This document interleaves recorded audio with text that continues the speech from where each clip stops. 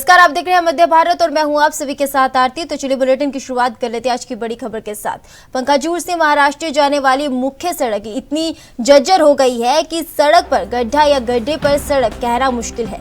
राहगीरों को वाहन चलाना मुश्किल, गड्ढे के कारण आए दिन दुर्घटना हो रही है। इसके साथ ही कई बार ग्रामीणों द्वारा कई बार सड़क पर जाम कर आंदोलन भी किया गया, मगर आज भी सड़क का वही हालात है।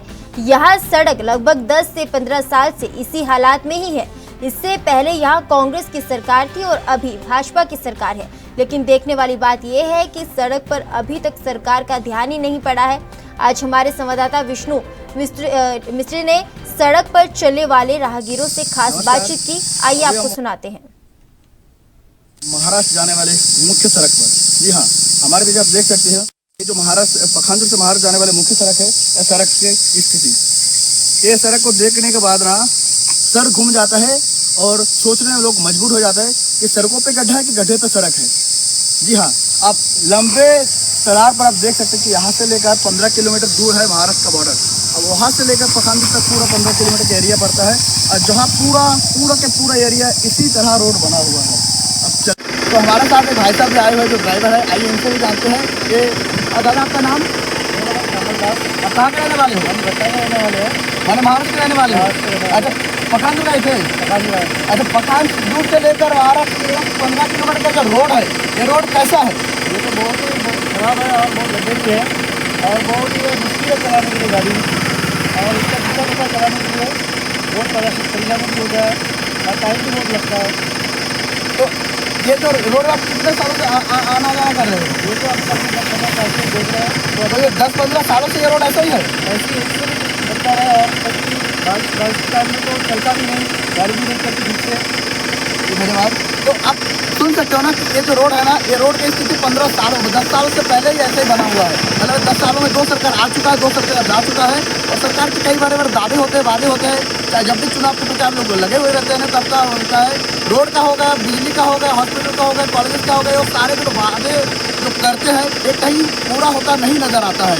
इसके पहले जो कांग्रेस सरकार था उनका भी बड़े बड़े दावा था कि ये रोड मुख्य सड़क जो कि पखांजूर से लेकर महाराष्ट्र तक में होता है इसको पूरा करेंगे, वो आज तक पूरा हो नहीं पाया। अभी भाजपा का सरकार आया है, अब आगे देखने वाली बात होगी ये सड़क को लेकर कहाँ तक चलते हैं और ये सड़क बनता है तो कितने साल बाद बनता है।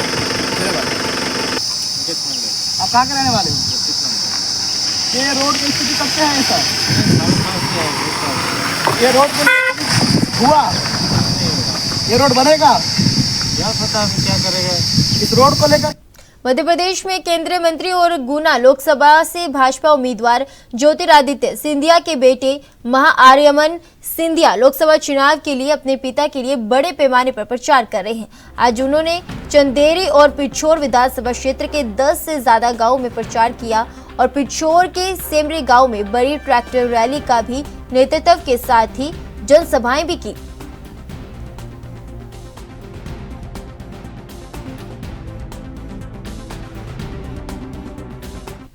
छत्तीसगढ़ के पूर्व मुख्यमंत्री और कांग्रेस नेता भूपेश बघेल ने रायपुर में छत्तीसगढ़ की परंपरा पर कहा कि हमने अंतर्राष्ट्रीय मजदूर दिवस के अवसर पर भोजन को सम्मान देने के लिए बोरे बासी दिवस मनाने का फैसला किया था। हम चाहते हैं कि वो परंपरा जारी रहे, इसलिए सब बासी चावल खाएं और सोशल मीडिया पर पोस्ट जरूर करें।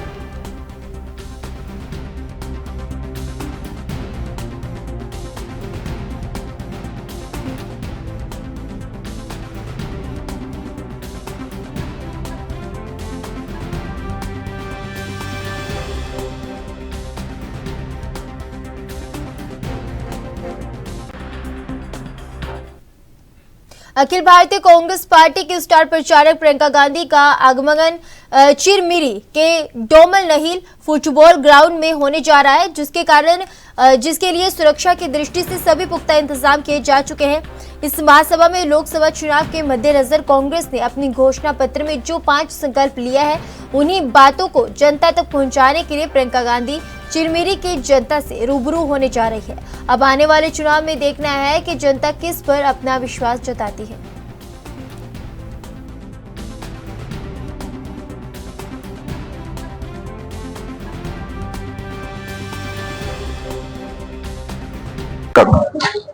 अखिल भारतीय राष्ट्रीय कांग्रेस कमेटी के राष्ट्रीय प्रचारक प्रियंका गांधी जी आ रही हैं। हमारे साथ जुड़े हुए एमसीबी जिला के जिला अध्यक्ष अशोक श्रीवास्तव जी, आइए उनसे बात करते हैं, जानते हैं कि क्या कुछ कल का कार्यक्रम रहेगा। आपको एनबी न्यूज में स्वागत है। धन्यवाद आपको। कल स्टार प्रचारक प्रियंका गांधी जी आ रही हैं, क्या कहेंगे? कल हमारी प्रिय नेता, जन जन की प्रिय नेता, अखिल भारतीय कांग्रेस कमेटी की महासचिव सम्माननीय प्रियंका गांधी जी का आगमन कोरबा लोकसभा क्षेत्र के चिरमिरी में हो रहा है और ये हम सभी लोगों के लिए बड़े सौभाग्य की बात है कि गांधी परिवार से कोई पहली बार चिरमिरी में आ रहा है। चिरमिरी की जनता, कांग्रेस के कार्यकर्ता, आमजन इस बात को लेकर बहुत उत्साहित है और हम सब इसकी तैयारियों में लगे हैं। क्या कुछ रहेगा कल की तैयारी को लेकर? कल की तैयारी लगभग पूरी हो चुकी है। अब कांग्रेस ने अपने घोषणा पत्र में जो 5 न्याय संकल्प दिया है, उन्हीं बातों को रखने सम्मानित प्रियंका गांधी जी कल यहाँ पर चिरमिरी की जनता के बीच में आ रही हैं और कांग्रेस की 5 गारंटी जो हैं, महिलाओं के लिए, श्रमिकों के लिए, बेरोजगार युवकों के लिए, महिलाओं के लिए नारी सम्मान योजना, इन सभी योजनाओं के विषय में वो विस्तार से कल बताएंगे यहाँ पर। तो ये थे जिला अध्यक्ष अशोक श्रीवास्तव जी, जो कि एमसीबी जिला के हैं। कल स्टार प्रचारक धुआंधार प्रचार होना जा रहा है। यहाँ पहली बार चिरमिरी के डोमन ग्राउंड में कल प्रियंका गांधी जी आ रही हैं। एनबी न्यूज के लिए विशन।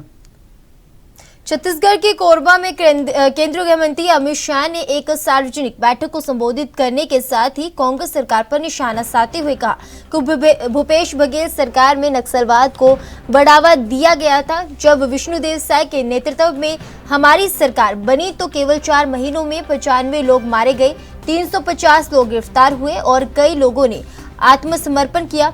मैं कहना चाहता हूं कि पीएम नरेंद्र मोदी ने 5 साल में बिहार, झारखंड, मध्य प्रदेश से नक्सलवाद खत्म कर दिया है।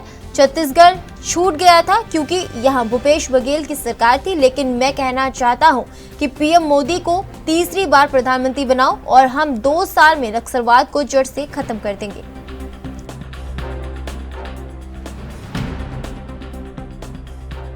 भूपेश कक्का की सरकार थी, नक्सलवाद को बढ़ावा देते रहे।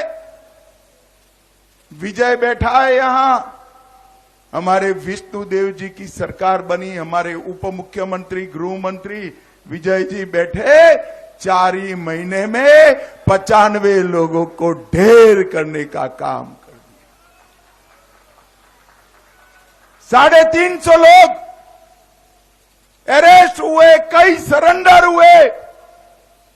मैं आपको कहकर जाता हूं, मोदी जी ने झारखंड, बिहार, ओडिशा, तेलंगाना, आंध्र, महाराष्ट्र, मध्य प्रदेश, उससे नक्सलवाद को 5 साल में समाप्त किया है।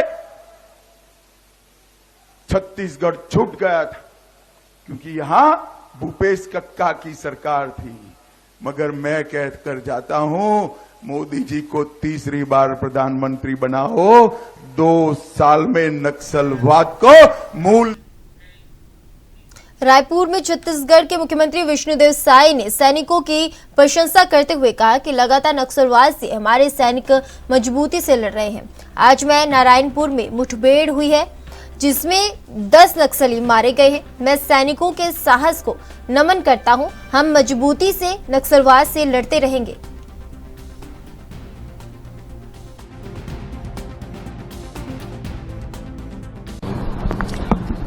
हाँ, लगातार नक्सलवाद के साथ, मजबूती के साथ हमारे सैनिक लड़ रहे हैं और आज भी नारायणपुर जिले में मुठभेड़ हुआ है जिसमें 10 नक्सली मारे गए हैं।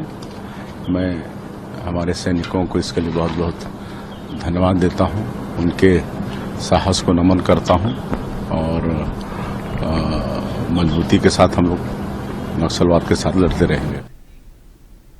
कांग्रेस महासचिव व प्रदेश प्रभारी सचिन पायलट 2 दिवसीय सरगुजा दौरे पर पहुंचे हुए हैं, जहां नुक्कड़ नाटक के माध्यम सरगुजा लोकसभा से कांग्रेस प्रत्याशी शशि सिंह के लिए चुनाव प्रचार किया जा रहा है। इस दौरान कांग्रेस प्रदेश प्रभारी भी शामिल हुए और अंबिकापुर शहर के सद्भावना चौक, नया बस स्टैंड सहित गांधी चौक में नुक्कड़ नाटक किया गया। इस दौरान कांग्रेस प्रदेश प्रभारी ने कहा कि मतदाता वोट डालते हैं विचारधारा को, संगठन को, दल को देखकर, जिसमें कांग्रेस पार्टी के घोषणा पत्र किसानों, नौजवानों, महिलाओं, इन सभी लोगों को कांग्रेस ताकत देना चाहती है। इधर सचिन पायलट ने केंद्र सरकार पर निशाना साधते हुए कहा कि 10 साल की सरकार जनता देख चुकी है, अब जनता बदलाव के मूड में है। साथ ही कहा कि 2 चरण में हुए मतदान में भाजपा बैक फुट पर है।